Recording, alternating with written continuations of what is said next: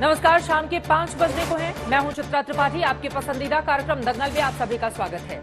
आज का दंगल हम कानपुर में उपद्रव की खबर पर करने वाले हैं। कानपुर में 3 जून को जो उपद्रव हुआ था, उसमें पुलिस प्रशासन ने पुख्ता सबूतों के आधार पर अपनी कार्रवाई शुरू की है। 4 दिन में 50 गिरफ्तारियां हुई हैं। 40 आरोपियों का पहला पोस्टर सामने आने के बाद कुछ लोग खुद सरेंडर करने के लिए भी पहुंच चुके हैं। साजिश की परतें धीरे धीरे खुलती जा रही हैं। पुलिस को आशंका है कि इसके पीछे राजनीतिक कनेक्शन भी हो सकता है। यूपी के डिप्टी सीएम केशव मौर्य ने भी गहरी साजिश की आशंका जताई है। उधर कानपुर शहर के काजी ने पुलिस प्रशासन को धमकी दी है कि अगर इस बार कानपुर में बुलडोजर निकला तो लोग कफन बांधकर सड़क पर निकल आएंगे। इन तमाम मुद्दों पर आज के दंगल में सवाल जवाब होगा। हर पक्ष अपना अपना दांव आजमाएगा, विचारों और तथ्यों का दम आजमाएगा। लेकिन दंगल शुरू करने के पहले ये महत्वपूर्ण रिपोर्ट देख लेते हैं कि कानपुर केस में आज क्या हुए हैं खुलासे।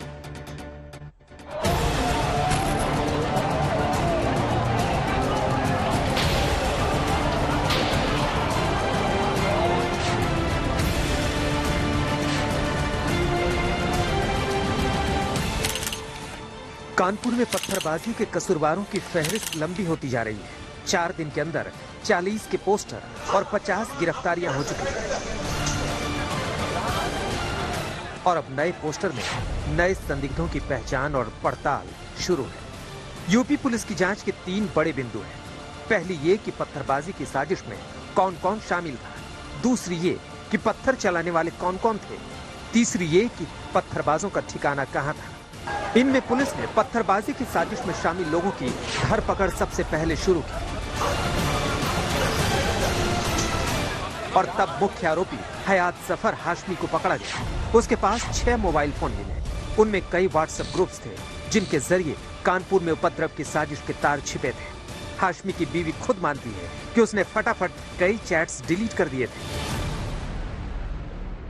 देखिए, मैंने अभी 2-3 बार पहले भी बताया है और मैं 100% श्योर भी नहीं हूँ, लेकिन मैक्स टू मैक्स हम बहुत ज्यादा अगर मान लेंगे तो जौहर के 10 ग्रुप की आप एडमिन थी, आप ये मान रही हैं? मैं इतना कॉन्फिडेंस हूँ कि 3 या 5। तो आपने ऐसे क्यों करा? ये जांच का पूरा विषय था कि ये जो पुलिस के पास फोन्स थे ये जांच में काम आ सकते थे। ऐसा क्या हुआ कि आपको वो डिलीट करने की जरूरत पड़ी? अच्छा, तो पुलिस पे हम पूरा भरोसा कर लें? अरे, पुलिस पे हम 1 रुपए का भरोसा नहीं करते, 1% का भरोसा नहीं करते। पुलिस इतने झूठे एलिगेंस लगा रही है। सच्चाई सामने लाइए ना। हम तो कह रहे फोन आपके पास है, आप सारे रिकॉर्ड निकाल लीजिए, उसके बाद हमें बताइए आप। उन चैट्स में ऐसा क्या था जिसे डिलीट किया गया, ये पता लगाना यूपी पुलिस का काम है। हालांकि पुलिस अब कानपुर के प्री प्लान्ड उपद्रव के राजनीतिक एंगल को भी खंगाल रही है। कनेक्शन अभी जुड़ा है क्या इसमें? किसी पार्टी का ऐसा हो कि प्रवोक किया गया हो ज़रा इस तरीके से? ये तो हम लोगों ने देखा है, कुछ फोटोग्राफ्स आ रही हैं, तो वो भी विवेचना का प्रश्न है। उस पर भी कार्रवाई आगे चल रही है, क्योंकि ये जानबूझ के घटना कारित कराई गई और की गई जिससे कि शांति व्यवस्था की स्थिति उत्पन्न हो। कानपुर के जिस इलाके में पत्थरबाजी की गई है, अब उस इलाके की 147 बिल्डिंग्स की लिस्ट बनाकर उनके अवैध निर्माण की जांच शुरू की जा रही है, क्योंकि चश्मदीदों का आरोप है कि पत्थर उन्हीं ऊंची बिल्डिंग से फेंके जा रहे थे। उपद्रव करने वाले सड़क की दूसरी तरफ मौजूद चंद्रेश्वर हाता नाम के इलाके के लोगों ने भी यही दावा किया है कि कई ऊंची इमारतों से पत्थरबाजी हुई। उस वक्त था इस बिल्डिंगों से क्या पत्थर फेंके जा रहे थे, बराबर फेंके जा रहे थे। और उस टाइम इतनी भीड़ उधरे के वे लोग पहले से ही कुछ सामान वहाँ पर आधा पत्थर रखे हुए थे। उसके बाद में इस कदर कर रहे थे कि जान बचाना मुश्किल था। हम भी अनुरोध करेंगे प्रशासन जांच करे, जो अवैध उसको निर्माण गिरा दिया जाए, क्योंकि सुरक्षा कर्मी है और हम लोगों पर सारे अटैक उसी पर किए जाते हैं। अब कानपुर जिला प्रशासन उन 147 बिल्डिंग्स की जांच करने जा रही है जिनकी भूमिका उस उपद्रव में सामने आई है। देखिए, केडीए अपने इस कार्रवाई को अंजाम दे रहा है। लगातार केडीए ने चमनगंज और बेकनगंज एरिया में पूर्व में भी प्रवर्तन किया है, लेकिन अभी इस पर्टिकुलर इंसिडेंट के बाद बहुत ही सघन रूप से इस पे इंटेंसिव प्रोग्राम बना के केडीए कार्रवाई करेगा और निश्चित ही जो लोग इलीगल एनक्रोचर्स हैं उनके विरुद्ध में जो भी कार्रवाइयां लीगली प्रोसीड करने की हैं वो की जाए। इधर कानपुर शहर के काजी ने धमकी दे दी है कि अगर कानपुर में बुलडोजर चला तो लोग कफन बांधकर बाहर निकल आएंगे। अगर इस तरह की कोई कदम उठाए गए तो फिर सर पे कफन बांध के लोग निकल भी आएंगे मैदान में। ज्यादा दिन इंतजार नहीं कर पाएंगे अब। ज्यादती की इंतहा, सब्र की इंतहा हो रही है। अगर मतलब होना है तो फिर ठीक है। वो शहर काजी का आरोप है कि कई बेगुनाह लोगों को पुलिस पकड़ रही है और घर वाले फरियाद लेकर उनके पास पहुंच रहे हैं। हम लोग की आवाज कोई सुन नहीं पाएगा ना, इसलिए हम लोग को नहीं कहना। क्योंकि जब कहेंगे तो कोई सुनेगा नहीं, सुनवाई होगी नहीं, इसलिए फायदा नहीं कहने का। बकरी का फार्म है गंगा बैराज पे। आप बहुत इमोशनल हो रहे हैं। पापा है, कल तो उठा ले, कल रात से भूखे हैं, ना खाना पीना खाया, कल तो उठा ले, पुलिस कुछ बता नहीं रही, कुछ भी नहीं बता रहा है, कुछ बता ही नहीं रहा कि किस लिए मम्मी हमारी बीमार रहती है। कुछ तो बताओ किस लिए उठाया है, क्यों उठाया है, किस बात के लिए उठाया है। हालांकि जिला प्रशासन का दावा है कि हर गिरफ्तारी फोटो, वीडियो और दूसरे सबूतों के आधार पर की जा रही है ताकि कोई निर्दोष न पकड़ा जाए। और ऐसे ही वीडियो सबूत के आधार पर प्रिंटिंग प्रेस का मालिक भी पकड़ा गया है जिसने पोस्टर छापे थे। आपके यहाँ पे पोस्टर छापे गए जो बंद बुलाए? 20 पोस्टर था आपसे बोलने के लिए कि यहाँ पे वही बताया गया। वो नाम जो अभी लिया जा रहा, क्या नाम? हाशमी जी। क्या बोला था उन्होंने आपसे? उनका 20 पोस्टर छाप दो, तो 20 स्टिकर छाप दो। स्टिकर हमने छाप दिए थे। कुछ उन्होंने आपसे बातचीत करी? नहीं, कोई नहीं। फिलहाल पुलिस की धरपकड़ का अभियान जारी है। घटना के 4 दिन के अंदर 50 लोगों की गिरफ्तारी से अंदाजा लगाया जा सकता है कि कानपुर में 3 जून को कितनी बड़ी वारदात की साजिश थी जिसे पुलिस ने संभाल लिया। सिमर चावला के साथ समर्थ श्रीवास्तव, कानपुर आज। उपद्रवियों के खिलाफ चुन चुन कर कार्रवाई पुलिस प्रशासन के कानपुर में जारी है, लेकिन उस कार्रवाई को लेकर बहुत सारे सवाल भी दूसरे पक्ष की ओर से उठाए जा रहे हैं।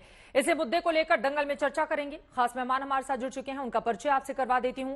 इस वक्त कानपुर की डीएम नेहा शर्मा जी हमारे साथ जुड़ चुकी हैं, जिनके साथ 1 to 1 हम बातचीत करेंगे। लेकिन उसके पहले बाकी मेहमान जो जुड़े हुए हैं उनका परिचय आपसे करवा देती हूं।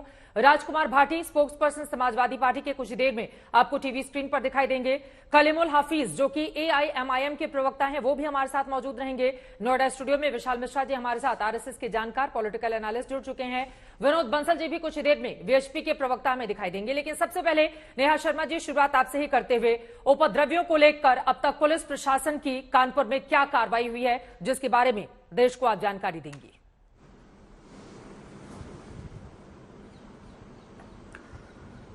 चित्रा जी, मैं बताना चाहूंगी कि 3 तारीख को ये जो घटनाक्रम घटित हुआ है उसके उस इंसिडेंट के तुरंत बाद से लगातार अब तक कार्रवाइयों का दौर जो है वो जारी है। और इसमें विशेष रूप से जो अरेस्ट होनी थी उनको बहुत तत्परता से अरेस्ट किया गया है।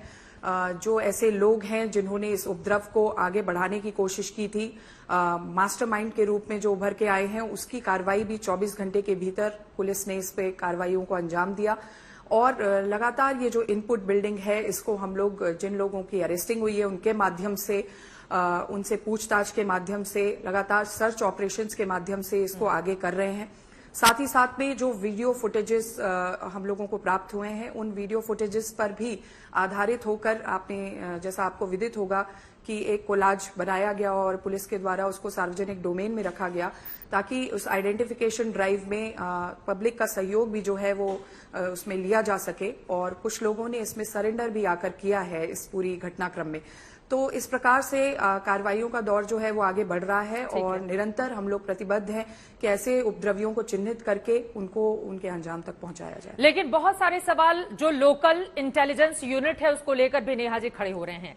सांप के मर जाने के बाद लाठी पीटने से कुछ होता नहीं है। क्या सूचना तंत्र को इस बारे में जानकारी नहीं थी कि इतनी बड़ी तादाद में पत्थर इकट्ठा किए जा रहे हैं? जब प्रधानमंत्री और देश के राष्ट्रपति की वहां पर मौजूदगी हो, उस समय इतनी गहरी साजिश रची जा रही है। क्या ये पूरी तरह से सूचना तंत्र का, पुलिस प्रशासन का फेल्योर भी नहीं माना जाए, जो विरोधी पक्ष सवाल उठा रहे हैं? देखिए, इस बात को मैं पुश नहीं करूंगी क्योंकि ऐसी जो इनपुट थी, ये बंद का जो आह्वान था, उसको लगातार हम लोग कॉन्फिडेंस बिल्डिंग मेजर्स जो करते हैं, लगातार संवाद करते हैं। हमारे एडिशनल डीसीपी इस पूरे घटनाक्रम में इस पर्टिकुलर ऑर्गेनाइजेशन के जो व्यक्ति विशेष हैं जो अब अरेस्ट में हैं, उनसे लगातार उन्होंने बातचीत की, संपर्क किया, कम्युनिकेशन किया और इस पूरे घटनाक्रम को स्थगित करने का एक उनकी तरफ से प्रॉमिस भी आ गया था। But this I would call severe breach of trust, क्योंकि संवाद के माध्यम से स्थापित किया हुआ जो एक ट्रस्ट था उसको इन्होंने ब्रीच किया। और जुमे की नमाज के बाद में जो लोग एकत्रित हुए, उनके द्वारा इस तरीके के बंद को पुनः अंजाम देना, और डिस्पाइट द फैक्ट कि दे हैड कंसल्टेड कि इसको वो नहीं करेंगे, आगे नहीं लेके जाएंगे, और उस पूरे घटनाक्रम के 9 मिनट के भीतर वरिष्ठ अधिकारियों का मौका वारदात पे पहुंचकर पूरी स्थिति को नियंत्रित कर लेना। किसी भी दशा में कोई व्यक्ति बहुत बड़ी हताहत हो सकते थे, बहुत बड़े इसमें एक इवेंट जो है वो उस तरीके से ट्रांसलेट हो सकता था, लेकिन नियंत्रण पाना, उस स्थिति पर तुरंत काबू पाना, ये भी एक उपलब्धि है, और मैं निश्चित इसको मानूंगी कि एक भी ब्रीच ऑफ ट्रस्ट रहा है। लेकिन एक बड़ा वर्ग वहां पर पुलिस के ऊपर भरोसा नहीं कर रहा है। उसका ये कहना है कि दरअसल हमारे खिलाफ कार्रवाई हो रही है, और इन सब के बीच शहर के काजी का भी बयान सामने आया है। उन्होंने कहा है कि अगर बुलडोजर चलाने की कोशिश की गई तो फिर कफन बांधकर युवा सड़कों पर उतरेंगे।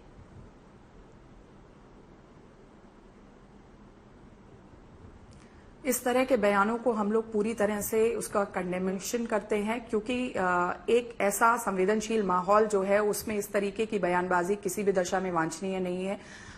एक जो कार्रवाई है वो लीगल प्रोसीडिंग्स के तहत की जा रही है। पुलिस प्रशासन पूर्णतः निष्पक्ष कार्रवाइयां कर रहा है। कोई भी कार्रवाई किसी साक्ष्य विहीन स्थिति में नहीं है। सारे साक्ष्यों को संकलन करने के बाद फुटेजेस उपलब्ध हैं जहां पर जो उपद्रवी हैं वो कैप्चर हुए हैं उपद्रव करते हुए, उन पर कार्रवाई की गई है। तो किसी भी दशा में इस तरह की बात करना कि निष्पक्ष कार्रवाई नहीं है या पक्षपातपूर्ण कार्रवाई है, ये मैं इस बात का खंडन करना चाहूंगी। और जो एक पर्टिकुलर व्यक्ति के द्वारा एक वक्तव्य दिया गया है उसका भी खंडन करना चाहूंगी। और इस तरह के वक्तव्यों की इस दौर में, इस टाइम पर बिल्कुल भी इसको एक्सेप्टेबिलिटी नहीं। नेहा जी, लेकिन खंडन करने से क्या होगा? क्या इसको उकसावे की कार्रवाई भी माना जाए? क्योंकि अगर इस तरह का बयान काजी की ओर से दिया जाएगा, वो सीधे पुलिस प्रशासन को चुनौती दे रहे हैं।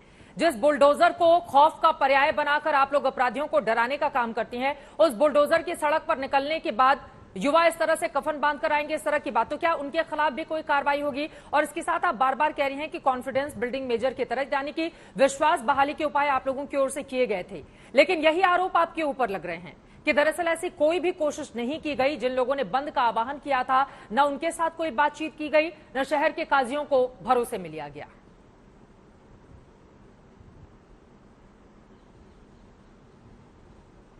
ये संवाद तो लगातार बहुत डॉक्यूमेंटेड संवाद है। ये संवाद पर इसको अगर उनके द्वारा इस तरह का वक्तव्य दिया जा रहा है तो ये उनकी पर्सनल ओपिनियन है, बट जो आज उन्होंने ये वक्तव्य दिया है, निश्चित ये एक एक्शन की परिधि में जाएगा, क्योंकि सामाजिक सौहार्द को ये खराब करने वाला वक्तव्य है। और इस वक्तव्य की पूर्णतः सिर्फ निंदा और खंडन ही नहीं, इसमें जो लीगल एक्शंस हैं Chitra ji, that we expect and we anticipate to take up. तो पुलिस इस पे ऑलरेडी काम कर रही है और अग्रिम कार्रवाइयां जल्दी ही दिखेंगी। एक पोस्टर आप लोगों की ओर से जारी किया गया, उसके बाद कितने संदिग्धों ने सरेंडर किया है और कितने लोगों का दूसरा पोस्टर आप लोगों की ओर से जारी किया जाने वाला है, इसको लेकर क्या जानकारी देंगी आप?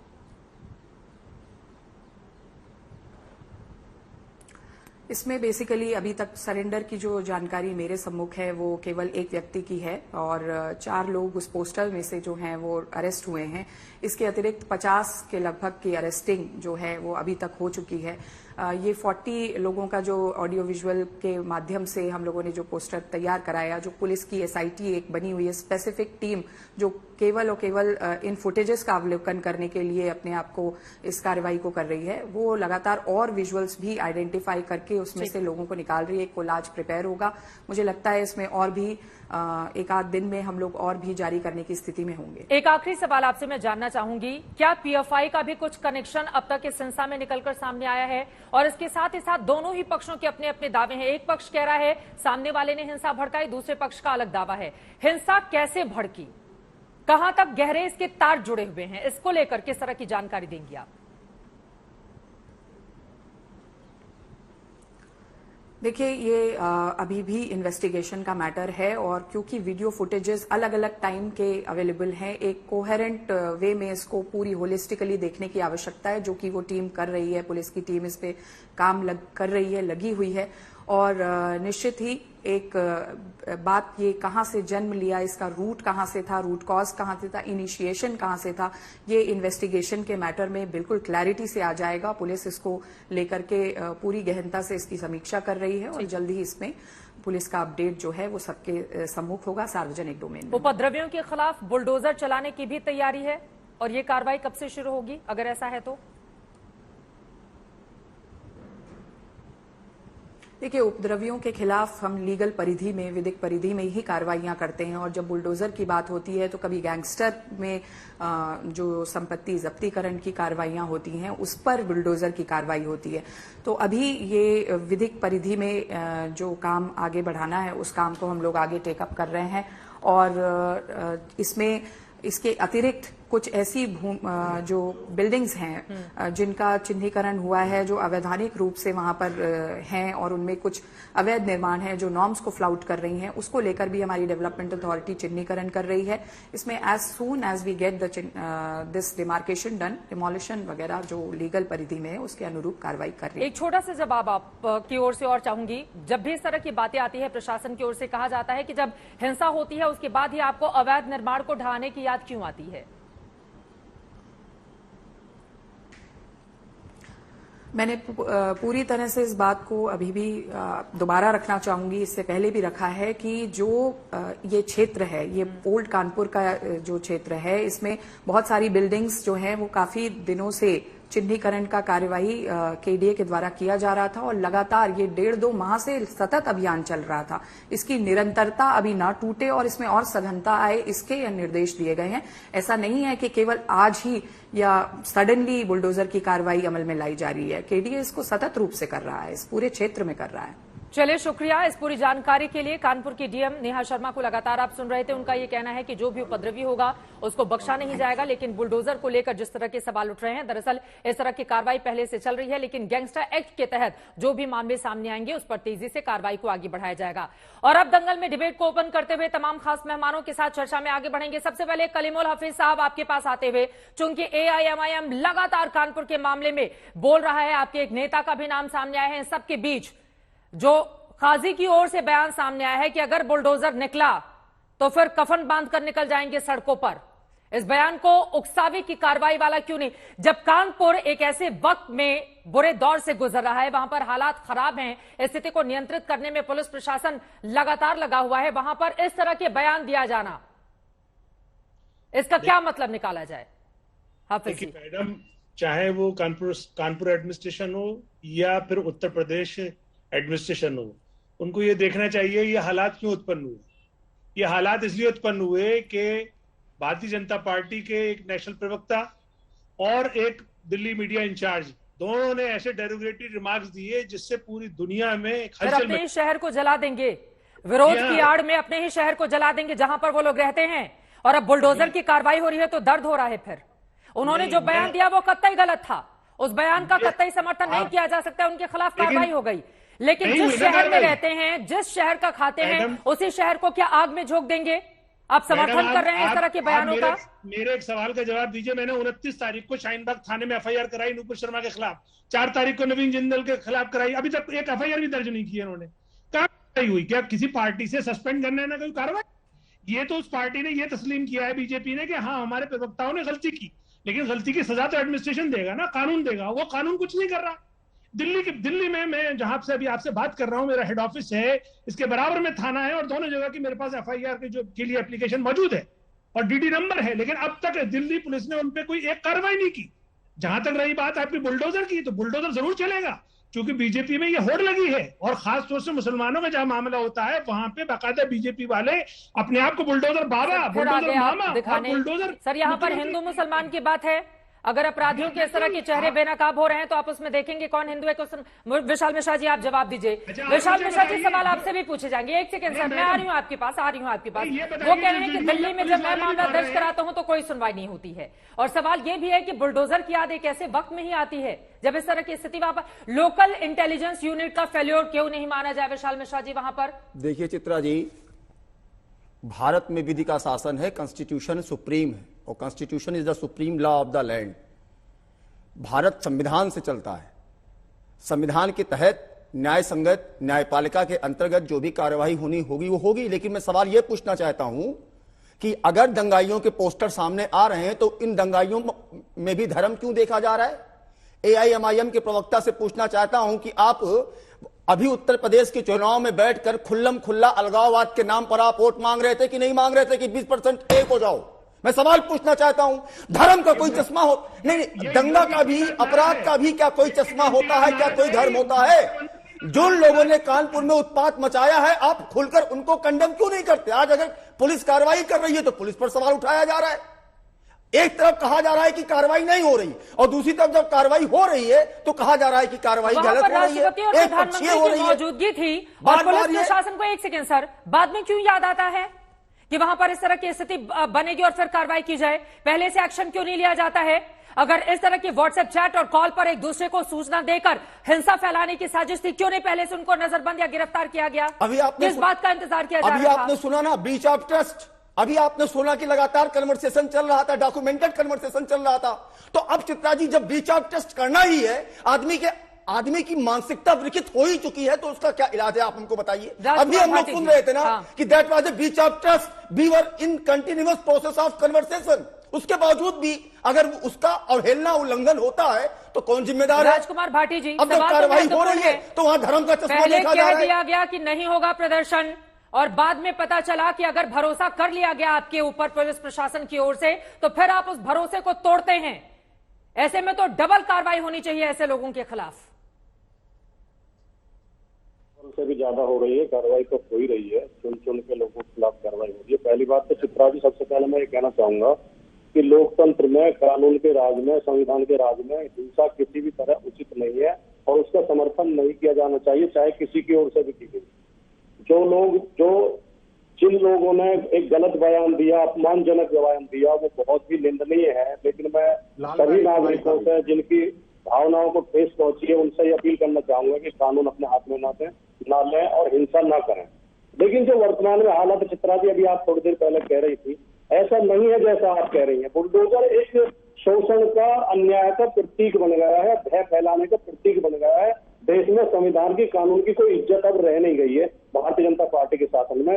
जब देश के प्रधानमंत्री ये कहते हो कि उपद्रवी कपड़ों से पहचाने जा सकते हैं, तो पुलिस को स्पष्ट इशारा है कि आपको किसके खिलाफ कार्रवाई करनी है। चुन कर राजनीतिक विरोधियों को निशाना बनाया जा रहा है। जो भाजपा समर्थक लोग बदमाशी कर रहे हैं, हिंसा फैला रहे हैं बयानों से और अपनी कार्रवाइयों से, उनके प्रत्यक्ष खिलाफ को प्रमाण की जरूरत होती है क्या? अगर यहां पर जो तस्वीरें दिख रही हैं, देखिए तस्वीरों पर बात करते हैं और मुझे नहीं लगता है कि इस वीडियो में किसी भी तरह की कोई छेड़छाड़ की गई है। अगर की गई होगी तो आप बताइएगा। हाथों में पत्थर इतनी बड़ी तादाद में कहां से आ जाते हैं? क्या इतने पत्थर पहले से इकट्ठा करके नहीं रखे गए? ये तस्वीरें देखिए आप। और जो लोग इसके पीछे हैं, इनको क्या हम धर्म के चश्मे से देखेंगे? अगर ये उपद्रवी हैं तो चुन कर एक एक तस्वीर देखिए। क्या इनको धर्म के चश्मे से देखे जाने की जरूरत है राजकुमार भाटी जी? अगर वीडियो सामने है तो कृपया थोड़ा सा समय होना है। लेकिन ये कार्रवाई एक तरफा ही क्यों दिखाई देती है आपको? उनके हाथों में भी तलवार, डंडे। मेरी बात तो सुनिए आप। जिन लोगों ने जवाहरलाल नेहरू यूनिवर्सिटी में, जेएनयू यूनिवर्सिटी में स्टूडेंट्स के साथ मारपीट की थी, उनके हाथों में भी सरिये थे, डंडे थे, स्पष्ट दिखाई दे रहे थे, वीडियो दिखाई दे रहे थे। ना तो आपको गुस्सा आया, ना किसी एंकर को गुस्सा आया, ना प्रशासन को गुस्सा आया। ये मतलब एंकर के ऊपर ना बम फोड़ना छोड़ दीजिए आप लोग। गुस्सा आया क्या? हर अगर इस तरह की हिंसा कहीं भी होती है, हर उस पर गुस्सा किया जाना चाहिए। अभी सर आप कानपुर पे बात करते करते जेएनयू पहुंच गए। सर कानपुर पे रहिए ना, कानपुर पे बात कर लेते हैं। जेएनयू पे किसी आप अगर भटक कर कहीं और जाएंगे तो मुझे वापस लेकर आना पड़ेगा। कानपुर पे बात इस तरह का खेल डिबेट में न खेला करें। जब आप बुलाती है पैनलिस्ट को, उन्हें बोलने का मौका दिया करें। आप एक तरफा ना करें, एक पक्षीय ना करें। मैं ये कह रहा हूं कि कार्रवाई एक तरफा होती है। मैं उसका उदाहरण दे रहा हूं। जेएनयू के लोग आज तक क्यों नहीं पहचाने? नूपुर शर्मा जेल में क्या नहीं है? कार्रवाई कहां हुई है?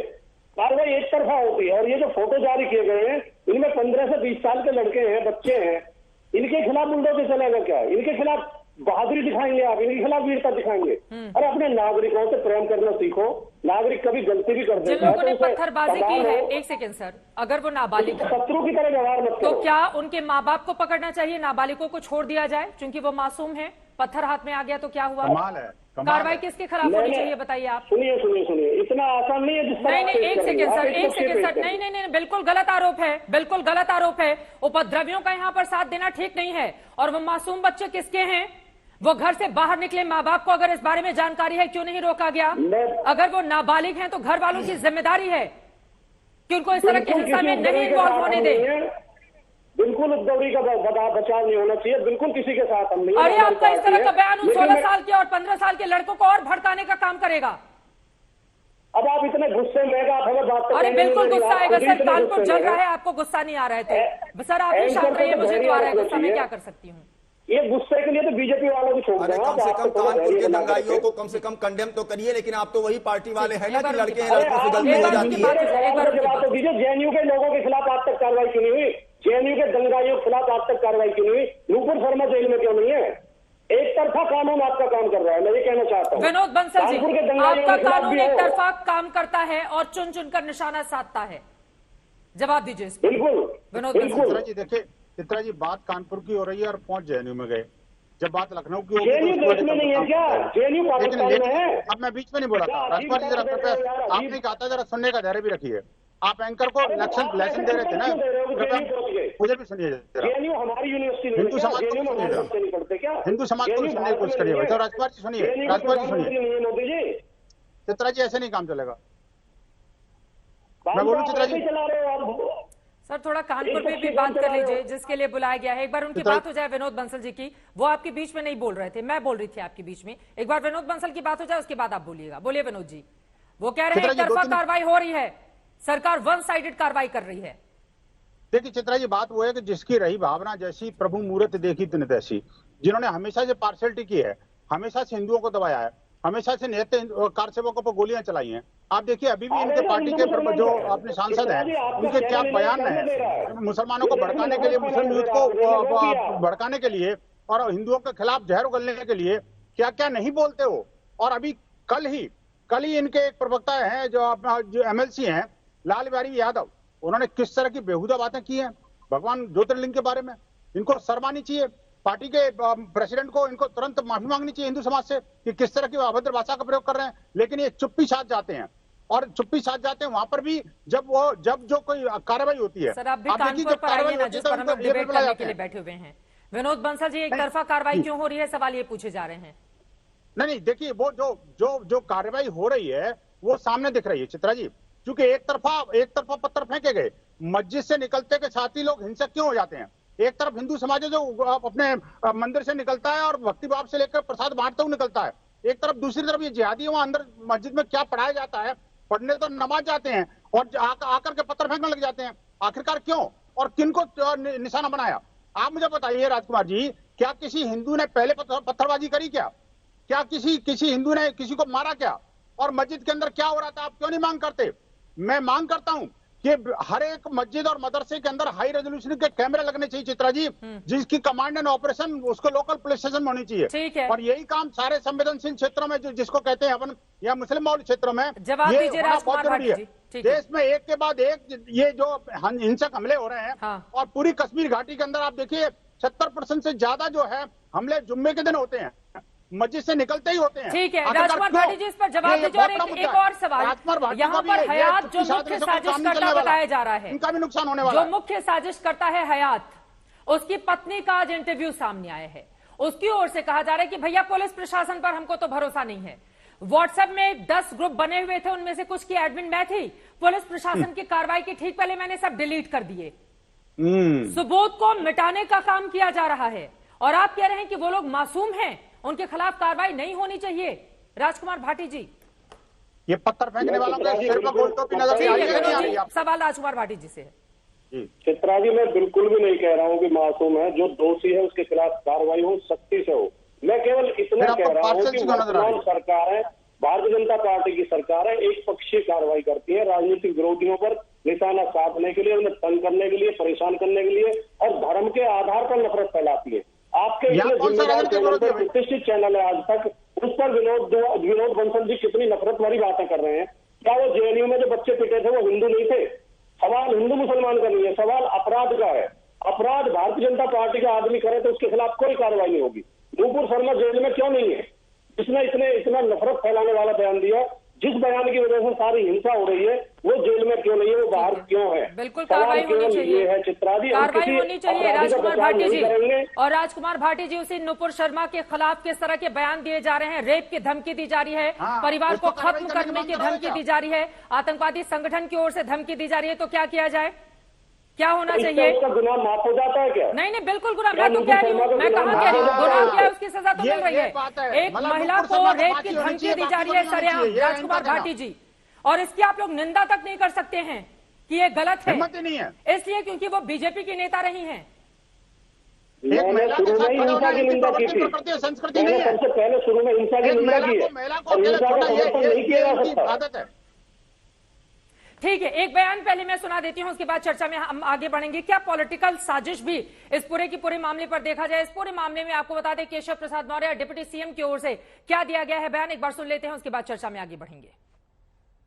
उत्तर प्रदेश बहुत अच्छी कानून व्यवस्था के साथ प्रगति के पथ पर आगे बढ़ रहा है, लेकिन कानपुर के उपद्रव के पीछे गहरी साजिश की बू आ रही है और उसके अंदर जो भी दोषी पकड़े जाएंगे या जो पुलिस की पकड़ से बाहर होंगे तो उनको पकड़ने के लिए जो कानूनी कार्रवाई करना है वो कर रही है पुलिस, लेकिन कानपुर में जो दंगा करने की कोशिश करने वाले तत्व हैं उनको पकड़ करके उनके खिलाफ कठोरतम कार्रवाई करने के लिए जो भी आवश्यक कदम होगा नियम के दायरे में उठाया जाएगा। लेकिन कानपुर सहित उत्तर प्रदेश में कोई दंगा करने की कोशिश करे, कोई गुंडागर्दी करने की कोशिश करे, अपराध करने की कोशिश करे और वह अगर ये समझे कि वो बच जाएगा तो वह युग अब समाप्त हो गया है। अब कानून व्यवस्था का राज है और इस समय कोई गड़बड़ करेगा तो उसे उसकी सजा भुगतनी पड़ेगी। यूपी के डिप्टी सीएम केशव मौर्य को आप सुन रहे थे। सीधे राठी जी, अगर मेरी आवाज आपको मिल रही है आपके पास आते हुए, गहरी साजिश की बात कर रहे हैं डिप्टी सीएम, राजनीतिक गहरी साजिश।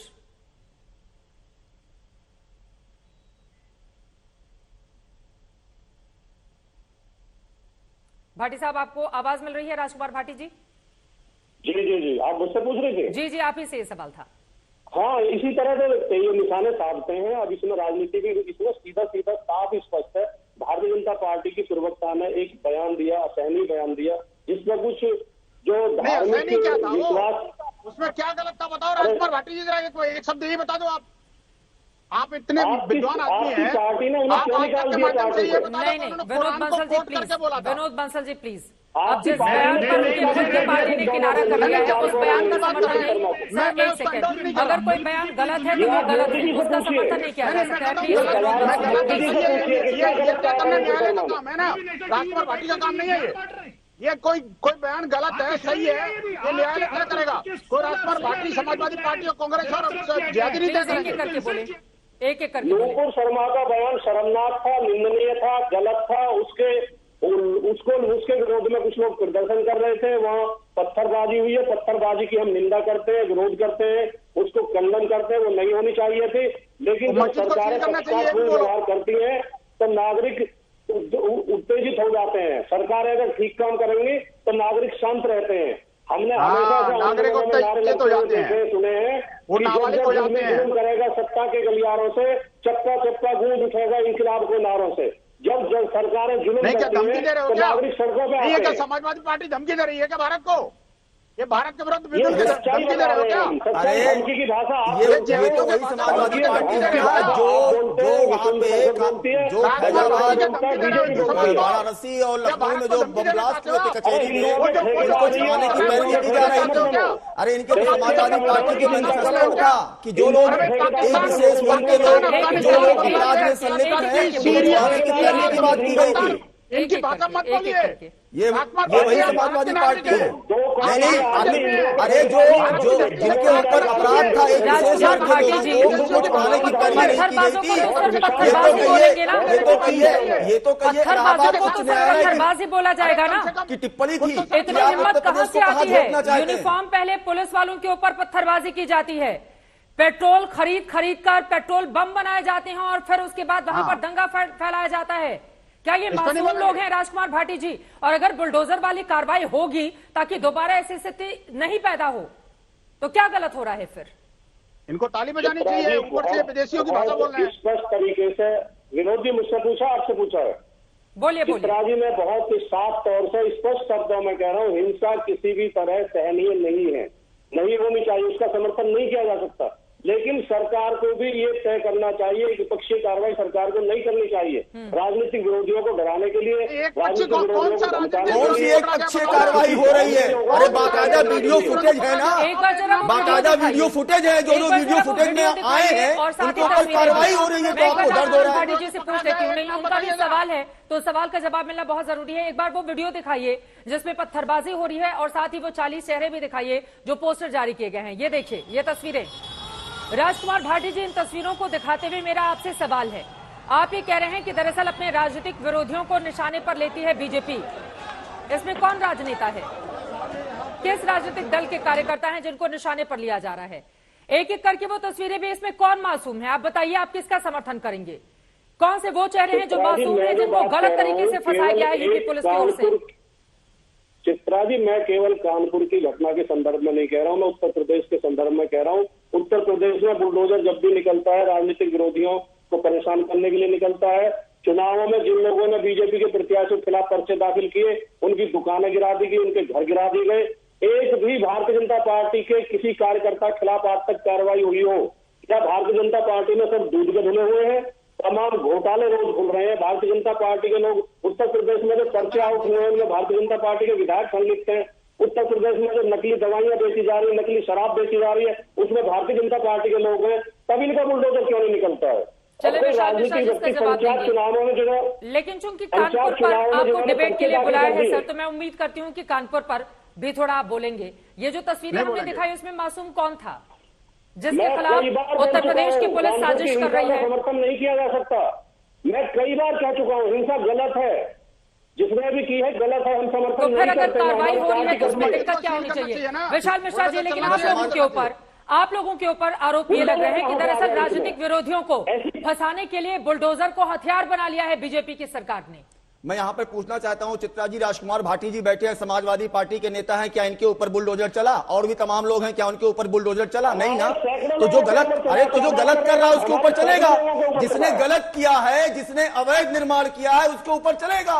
जो दंगाई है, जो अपराधी है, गलत तरीके से बिल्डिंग बनाई हुई है, उस पर अगर बुलडोजर चल रहा है तो दर्द किस बात का आपको हो रहा है? इसलिए दर्द हो रहा है ना आपको, क्योंकि आपने ही तो उनको पुष्पित पल्लवित किया था। अब भूल गए आप? जो कचहरी के बम ब्लास्ट के आरोपी थे, उनको छुड़ाने की पैरवी की गई थी कि नहीं की गई थी आपकी सरकार में? कोर्ट की क्या टिप्पणी थी? कोर्ट की क्या टिप्पणी थी इलाहाबाद हाई कोर्ट की कि उत्तर प्रदेश को कहां ले जाना चाहते हैं? भूल गए आप? तो बात यह है चित्रा जी, कुल मिलाकर कि ये इनके वोट बैंक की राजनीति खिसकती है। और जो सवाल मैंने आपसे पूछा था उसका जवाब कौन देगा? नहीं, विशाल मिश्रा जी, जो सवाल आपसे पूछा था, क्या बुलडोजर आपका राजनीतिक हथियार हो गया है? बिल्कुल नहीं चित्रा जी। क्या विरोधियों के खिलाफ कार्रवाई कीजिए? मैंने आपको कानपुर में बहुत सारे सवाल पुलिस से कार्रवाई को लेकर खड़े हो रहे हैं कि वन साइडेड कार्रवाई की जा रही है। जिनका अवैध निर्माण है, जिनका इलीगल कंस्ट्रक्शन है, गलत तरीके से बनाया हुआ है, उनके ऊपर चल रहा है। एक भी आम आदमी का नाम बताएंगे राजकुमार भाटी जी, जिसका हिंसा के बाद याद आया कि अवैध अतिक्रमण है वहां पर? हिंसा के बाद इंतजार किया जा रहा था कि हिंसा हो जाए, फिर अवैध अतिक्रमण के खिलाफ बुलडोजर चलाकर। अभी हम सभी ने सुना कि यह प्रक्रिया पिछले 1.5 महीने से चल रही है। अभी तो सुना है डिबेट से पहले हम लोगों ने। अब आज यहां पर उसको राजनीतिक रंग देने की कोशिश की जा रही है। पोस्टर में भी नाबालिग और बालिग निकाला जा रहा है, पोस्टर में भी कौन से धर्म का है उसके चश्मे से देखा जा रहा है। तो बात क्या है चित्रा जी, कुल मिलाकर ये सब के सब वोट की राजनीति और अलगाववादी राजनीति की बात कर रहे हैं। AIMIM के प्रवक्ता को देखिए, जब भी बोलेंगे तो कहीं ना कहीं डिविसिव बयान ही आएगा। अरे हम ये पूछते हैं, एक तरफ तो हाथ में संविधान लेने की बात करते हैं और दूसरी तरफ उसी संविधान के तहत जो न्यायपालिका का निर्णय है उसको मानने से इनकार कर देते हैं। तो क्या मानेंगे? रूल ऑफ द लॉ को नहीं मानेंगे, रूल ऑफ द लैंड को नहीं मानेंगे। जो दंगाई हैं, जो उपद्रवी हैं, अगर उनके खिलाफ पुख्ता सबूत सामने आते हैं और वो दोषी पाए जाते हैं तो उनके खिलाफ कार्रवाई हो रही है, तो दिक्कत क्या है? ऐसे आरोपियों को, ऐसे दंगाइयों को बचाने का काम क्यों किया जा रहा है? इतने व्हाट्सएप ग्रुप बने हुए थे, पत्थर एक दिन में तो आते नहीं है, कहीं ना कहीं से लाए गए होंगे। लेकिन नहीं, बार सवाल बार तो बार वाजिब बार है। बार बार सवाल तो जैसे ही वाजिब कोई है। दंगा होता है इतनी वहां बड़ी पर तादाद तुरंत में उसको पत्थर धर्म के कहाँ से चश्मे आ से जाते देखा जाता हैं? है। इतनी बड़ी तादाद में पत्थर कहाँ से आ जाते हैं? क्या इसको पहले से बनाई गई साजिश नहीं माना जाना चाहिए? कलीमुल हफीज जी, ये मैं बता रहा हूँ कौन सी साजिश है। ये नूपुर शर्मा या नवीन कुमार जिंदल जैसे भारतीय जनता पार्टी के प्रवक्ताओं ने जो नफरत फैलाई है पूरे हिंदुस्तान में, हाँ। ये नतीजा है। साजिश होती है कानपुर में, मुल्क में नफरत फैलाई है पूरे हिंदुस्तान में, साजिश होती है कानपुर में, है ना सर? कानपुर को चुना जाता है इसलिए, कानपुर को चुना जाता है इसलिए क्योंकि वहां पर प्रधानमंत्री और राष्ट्रपति हैं। उनकी सुरक्षा के साथ भी खिलवाड़ क्यों नहीं माना जाए इस तरह की स्थिति वहां पर पैदा करके? देखिए, आप बताइए मुझे, जो दूसरी वीडियो जिसमें पुलिस वाले भी पत्थर मार रहे हैं, क्या उनके खिलाफ कार्रवाई करेगी? कहाँ है पुलिस वाले? क्या कानपुर एडमिनिस्ट्रेशन उनके खिलाफ कोई एनएसए लगाएगी? सारे के सारे मुस्लिम नजर आ रहे हैं इनको। तो कहाँ पे पत्थरबाजी कर रही है पुलिस? सीसीटीवी कहाँ पर पत्थरबाजी कर रही है पुलिस? वही तो पकड़ा जाएगा। कहाँ पर है वीडियोस? मैं आपको दिखा देता हूँ, मैं मोबाइल में मैं अभी भेज देता हूँ आपको। भेजे नहीं, दिखाइए, जरा दिखाइए। हम लोग तो दिखा रहे हैं ना वो तस्वीरें, जो वीडियोस आए हैं सामने वो दिखा रहे हैं। बड़ी तादाद में जिस पत्रकार ने वो दिखाया, हाथों में पत्थर हैं और आप ही कह रहे हैं बड़ी सी भीड़। आप देखिए, यहाँ पर हजारों की भीड़ आती है और उसके बाद ये छोटे छोटे बच्चे, इनको कौन आखिर साजिशन फंसाकर इनके हाथों से पत्थर बरसा रहा है? ये छोटे छोटे बच्चे जिनके हाथों में किताब होने चाहिए, इनको पत्थर हाथों में कौन दे रहा है? कलीमुल हफीज अपनी राजनीति को चमकाने के लिए। ये भारतीय जनता पार्टी की जो नफरती राजनीति है वो दे रही है। वो लोग अपना लोकतांत्रिक तरीके से प्रोटेस्ट कर रहे थे, लेकिन पत्थर लेकर लोकतांत्रिक तरीके से प्रोटेस्ट कर रहे थे, पत्थर लेकर। इतनी बड़ी तादाद में पत्थर कहां से आ गए? ये आरएसएस और भारतीय जनता पार्टी और ये जो बीएचपी वाले बैठे हैं, ये सब लोग ये कराते हैं। किसने दिया पत्थर? कहां से लेकर आए इतनी बड़ी तादाद में पत्थर? पत्थर के अपने आप आसमान से गिर रहे थे कि जिनको इकट्ठा करके मारा जाने लगा। अफसोस तो यही है कि अफसोस यही है, अफसोस यही है चित्रा जी। एक तरफ तो ये संविधान की बात करते हैं और दूसरी तरफ उसी संविधान का उल्लंघन खुल्लम खुल्ला होता है। देखिए, मैंने आपसे पहले खंडन नहीं करना। अरे लोकतांत्रिक तरीके से पीसफुल प्रोटेस्ट की बात है तो वहां पर इस प्रकार के दंगे कहां से, इस प्रकार से पत्थर छोटे छोटे बच्चों के मन में कैसा जहर आप लोग बोल रहे हैं, इसका एहसास है आप लोगों को? अगर 14 साल 15 साल 16 साल के बच्चों के हाथों में किताब की जगह पत्थर थमा दिए जाएंगे, इसका क्या मतलब होता है कलीमुल हफीज? समझते हैं इसका मतलब? आप उन बच्चों का ब्रेन वॉश करके आप भड़काने का काम कर रहे हैं। उन बच्चों को पहले पढ़ाइए, उनका अच्छा करियर बनाइए, उनके हाथों में पत्थर देने की बजाय। मेरा जवाब सुनेंगे आप? मैं जवाब बोलूं आपको? आप लोग बैठकर डिफेंड कर रहे हैं उन बच्चों को जिनके हाथों में पत्थर है। किसने दिया उनको पत्थर? किसने बताया छोटे मासूम बच्चों को हथियार? सुनना नहीं चाहती? पुलिस के ऊपर छोटे बच्चे पत्थर मारेंगे, किसने सिखाया ये? आप तकलीफ का उसका जवाब सुनना नहीं चाहती मेरा? बिल्कुल सुनना चाहती हूँ, इसीलिए बुलाया है। लेकिन आपको इस बात की इजाजत नहीं दी जा सकती कि 15 साल 14 साल के बच्चों को आप भड़काइए और कहिए बहुत अच्छा काम किया पत्थर लेकर। और नूपुर शर्मा को, नवीन कुमार जिंदल को आप इजाजत? एक सेकंड सर, कोई उनके बयान का समर्थन नहीं कर रहा है। उनके खिलाफ उनकी पार्टी ने कार्रवाई कर दी है। 6 साल के लिए प्राथमिक सदस्यता से निलंबित कर दिया है और उनको धमकियां दी जा रही है। नूपुर शर्मा नाम की महिला को धमकी दी जा रही है। ठीक है, उस पर तो आप लोग बात करेंगे नहीं, मैं नहीं जाती उस पर। ये जो पत्थरबाजी कर रहे हैं इस पर भी बोल लीजिए थोड़ा सा। आप कानपुर पे आए हैं ना हिंसा पर बात करने के लिए? कानपुर हिंसा पर बात करने के लिए आप कह रहे हैं बच्चों ने हाथों में पत्थर उठाकर बहुत अच्छा काम किया है। उनके हाथों में किताब देने की बजाय आप पत्थर दे रहे हैं और उसको सही ठहरा रहे हैं। आप मेरा जवाब सुनेंगी तो मैं सुनाऊं। ये आखिर ये कानपुर की घटना क्यों हुई? ये नूपुर शर्मा नवीन कुमार जिंदल की वजह से। अरे जिस घर में रहते हो उसी को जला दोगे क्या? कानपुर के ही रहने वाले ये लोग हैं। आप अपनी ज़बान कानपुर के ही रहने वाले ये लोग हैं, कहीं बाहर से नहीं वहां पर पहुंचे हुए हैं। किसने भड़काया इनको? किसने की साजिश? मेरा सवाल आपसे ये है मैडम कि जब हमने एफआईआर के लिए एप्लीकेशन दी नवीन कुमार जिंदल की दिल्ली पुलिस में, तो क्यों नहीं हुई? 4 तारीख की एप्लीकेशन क्यों हुई? अभी तक एफआईआर दर्ज नहीं हुई हमारी। जब आप कानपुर के बच्चों को आप पुलिस थाने में दोबारा गए, आप एफआईआर की कॉपी देने के बाद कितने बार गए? हम पुलिस सुन रही है दिल्ली की, बोलिए आप। जहां पर आपने किया होगा सुन रही होगी उस थाने की पुलिस। देखिए, हम आपको प्रोटेस्ट भी करेंगे। हमारे नहीं, आप सही बात पुलिस सुन रही है, पूरा बयान दीजिए, है ना? ये गोलमोल बातें नहीं, पॉलिटिकल डिबेट नहीं पुलिस के मामले में। देखिए, पुलिस के मामले में 4 तारीख को शाहीनबाग थाने में नवीन कुमार जिंदल के खिलाफ मैंने एफआईआर कराई। अभी आपने 30 तारीख बोला था थोड़ी देर पहले ऐसे बुलेटिन में जी। सही तारीख बताइए, कौन सी तारीख को गए आप? देखिए, मैंने 4 तारीख को कराई है नवीन कुमार जिंदल की और 29 मई को कराई है नूपुर शर्मा की शाहीनबाग थाने में। उसका डीडी नंबर भी मैं बताया। कितनी बार गए उसके बाद आप? उसके बाद कितनी बार गए उन लोगों ने अगर कोई कार्रवाई नहीं की तो? उन्होंने हमसे यही कहा है कि हम इस पे कार्रवाई कर रहे हैं, आपको हम इन्फॉर्म कर देंगे। अभी तक हमें कोई इन्फॉर्मेशन नहीं दी उन्होंने। मामला दिल्ली का है, आप पहुंच गए कानपुर में कि कानपुर में पत्थरबाजी हो के आपकी बात नहीं सुन रही है दिल्ली पुलिस। आप कह रहे कानपुर में पत्थरबाजी करके बड़ा अच्छा काम किया। नहीं, कानपुर का मामला इसी से जुड़ा हुआ है। अगर मिश्रा जी नवीन कुमार जिंदल के खिलाफ कार्रवाई हो जाती, वो नहीं कार्रवाई पहले हो जाती तो बार-बार भारत में विधि का शासन है, constitution is the supreme law of the land. बार-बार है तो मान्यवर, जब संविधान सुप्रीम लॉ है तो संविधान के तहत संविधान के सुसंगत ही तो कार्रवाई होगी। तो कार्रवाई न्यायपालिका पर, और न्यायपालिका उसी संविधान का अंग है, तो न्यायपालिका पर तो विश्वास रखिए। सवाल ये उठता है कि एक तरफ तो आप संविधान की दुहाई देते हैं, लेकिन दूसरी तरफ जहां कहीं भी इस प्रकार के दंगे या इस प्रकार का अपराध सामने आता है तो उस पर तुरंत धर्म का चश्मा ओढ़ लिया जाता है। दिक्कत इसी बात से है। मिश्रा जी, मुझे सर इतना बता दीजिए, ऐसा नहीं हो सकता। बात कानपुर के दंगे की हो रही है, बात हो रही है वो पत्थर कहां से आए, बात हो रही है कि जब वहां पर पीसफुल प्रोटेस्ट की बात थी, बात यहाँ पे हो रही है। कानो कान इस बारे में खबर क्यों नहीं हुई, पत्थर कहां से आए, क्यों नहीं रोका गया? क्या इसको रोका नहीं जा सकता था?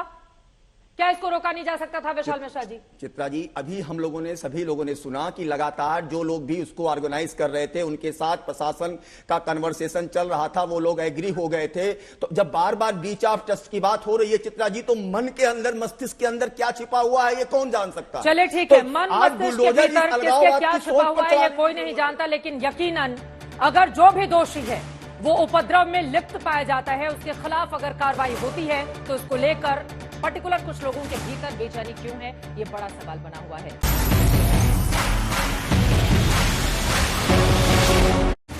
आज दंगल में हमारा सवाल था, कानपुर में 3 जून की वारदात क्या पुलिस प्रशासन की नाकामी है? आपके जो जवाब हमें मिले हैं, 56% लोगों ने हाँ में जवाब दिया है, जबकि 44% लोगों का जवाब नहीं में है। अब पुलिस प्रशासन फिलहाल इस पूरे मामले में आगे कदम कैसे उठाता है? उपद्रवियों के खिलाफ अगर वो दोषी पाए जाते हैं, किस तरह की होती है कार्रवाई, और दोबारा ऐसी स्थिति पैदा नहीं हो इसके लिए क्या होता है एक्शन, इस पर रहेगी आज तक की नजर। इसी के साथ दंगल में अभी के लिए बस इतना ही। देश और दुनिया की बाकी खबरों के लिए आप देखते रहिए आज तक।